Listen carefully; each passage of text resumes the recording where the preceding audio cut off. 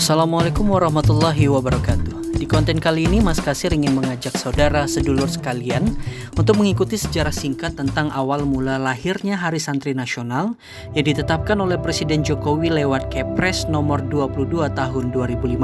Pemerintah menetapkan tanggal 22 Oktober sebagai Hari Santri. Konten ini Mas Kasir buat dalam rangka memperingati Hari Santri yang jatuh pada tanggal 22 Oktober. Nah, seperti apa dan bagaimana peran santri dalam perjuangan kemerdekaan Indonesia? Berikut Mas Kasir rangkum dalam program Pustaka Mas Kasir. Mungkin sebagian kita sudah banyak tahu dengan sejarah kemerdekaan Indonesia. Namun saya yakin masih sedikit dari kita yang tahu jika perjuangan kemerdekaan Indonesia juga diraih atas pengorbanan dan perjuangan dari kalangan santri pondok pesantren. Dari artikel yang dipublis di laman website Kementerian Pendidikan dan Kebudayaan Republik Indonesia, diketahui bahwa keberadaan santri dan pondok pesantren berperan besar dalam mengusir dan mengalahkan tentara penjajah di Indonesia. Hal ini bermula ketika Presiden Soekarno meminta pendapat kepada pendiri pesantren Tebu Ireng, Kiai Haji Besar Hasyim Asy'ari di awal kemerdekaan Indonesia. Soekarno meminta pendapat tentang makna mempertahankan kemerdekaan dari perspektif agama. Menanggapi kedatangan dan pertanyaan Soekarno tadi, muncullah fatwa jihad yang dikeluarkan Kiai Haji Hasyim Asy'ari pada tanggal 17 September 1945 yang berbunyi sebagai berikut.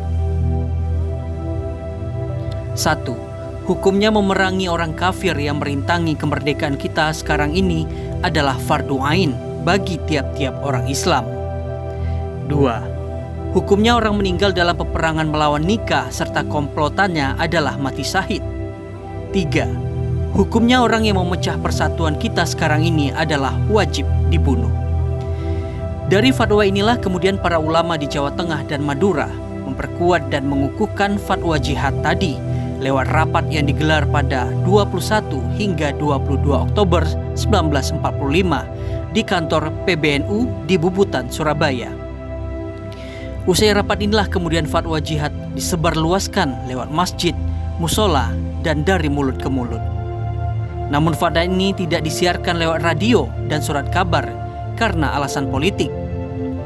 Dampak dari menyebarnya fatwa jihad tersebut muncul kelompok Hizbullah dan Sabilillah serta sejumlah laskar-laskar yang berbondong datang ke Surabaya. Ditambah lagi adanya orasi-orasi menggugah hati dari sosok Bung Tomo di radio yang semakin membuat gerakan jihad menggelora di jiwa para pejuang pada waktu itu. Surabaya, siapa? Keadaan genting. Tetapi saya peringatkan sekali lagi, jangan mulai menembak. Baru kalau kita ditembak, maka kita akan ganti menyerang mereka itu. Kita tunjukkan bahwa kita ini adalah benar-benar orang yang ingin merdeka. Dan untuk kita, saudara-saudara, lebih baik kita hancur lebur daripada tidak merdeka. Sebuah yang kita kenal, merdeka atau mati. Dan kita yakin, saudara-saudara, pada akhirnya pastilah kemenangan itu akan jatuh ke tangan kita. Sebab Allah selalu berada di pihak yang benar. Percayalah saudara-saudara, Tuhan akan melindungi kita sekalian. Allahu Akbar, Allahu Akbar, Allahu Akbar. Merdeka! Akhirnya fatwa resolusi jihad menjadi pegangan spiritual bagi para pemuda pejuang tidak hanya di Surabaya, melainkan di kawasan Jawa dan Madura. Melihat hal ini, tentara Inggris yang menjajah saat itu mengeluarkan ultimatum bagi rakyat Surabaya. Namun ultimatum tersebut tidak direspon dan justru membuat semangat jihad para pejuang semakin membara untuk berperang dengan penjajah. Sehingga akhirnya pecahlah perang yang puncaknya terjadi pada 10 November 1945. Tidak ada satupun penduduk kota Surabaya yang tidur. Semua mereka memasang barikade penutup jalan untuk menghambat gerakan musuh. Perang tersebut sangat mengerikan, jauh dari yang dibayangkan pihak sekutu. Arek-arek Surabaya menjadi sangat brutal dan ganas dengan pekikan Allahu Akbar.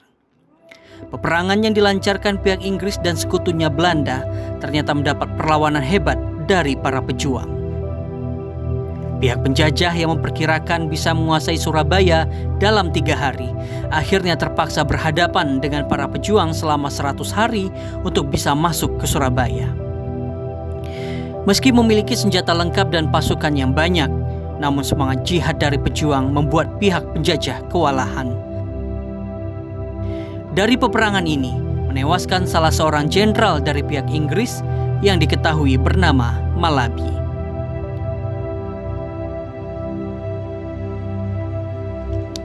Nah, inilah sejarah singkat bagaimana peran ulama dan pondok pesantren dalam perjuangan mempertahankan kemerdekaan Indonesia.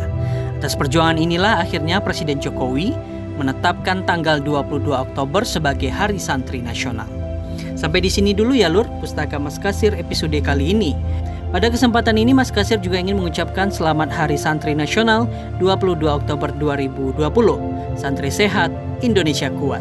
Jangan lupa berikan komentar dan masukan Anda terhadap channel ini. Dan ingat untuk like dan subscribe channel YouTube Mas Kasir bagi kamu yang baru bergabung ya. Terima kasih. Wassalam, Mas Kasir, mantap tenan.